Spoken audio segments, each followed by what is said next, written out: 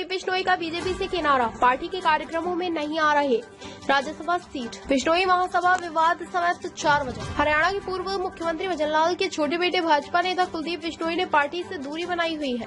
वह न तो भाजपा की मीटिंगों में शामिल हो रहे हैं और न ही पार्टी के किसी कार्यक्रम में हिस्सा ले रहे हैं। अब 25 नवंबर को मुख्यमंत्री नायब सैनी हिसार आ रहे हैं। कुलदीप बिश्नोई की मुख्यमंत्री कार्यक्रम में जाने की संभावनाएं भी काफी कम लग रही हैं। विधानसभा चुनाव से पहले कुलदीप बिश्नोई को चुनाव प्रबंधन समिति का संयोजक बनाया गया था। वे आदमपुर, फतेहाबाद सहित कई सीटों पर जीत का दम भर रही थी।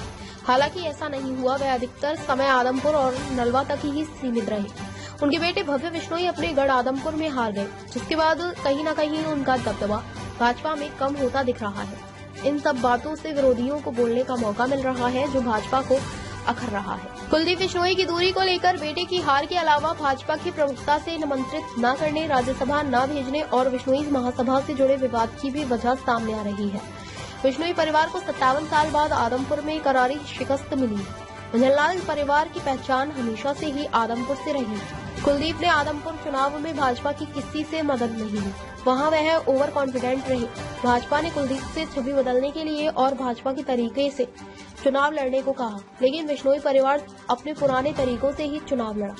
भाजपा के कार्यकर्ताओं की बजाय खुद के वर्करों पर भरोसा रखा, जिसका खामियाजा भुगतना पड़ा और कांग्रेस के उम्मीदवार चंद्र प्रकाश जीत गए।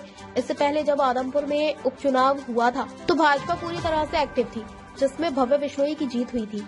बीजेपी की तरफ से निमंत्रण नहीं मिल रहे। आदमपुर में हार के बाद बिश्नोई परिवार को भाजपा की ओर से किसी कार्यक्रम का न तो निमंत्रण दिया जा रहा है और न ही बैठकों में विशेष रूप से आमंत्रित किया जा रहा है। हाल ही में हिसार में सदस्यता अभियान की बैठक में भाजपा प्रदेश अध्यक्ष मोहनलाल वड़ौली आए।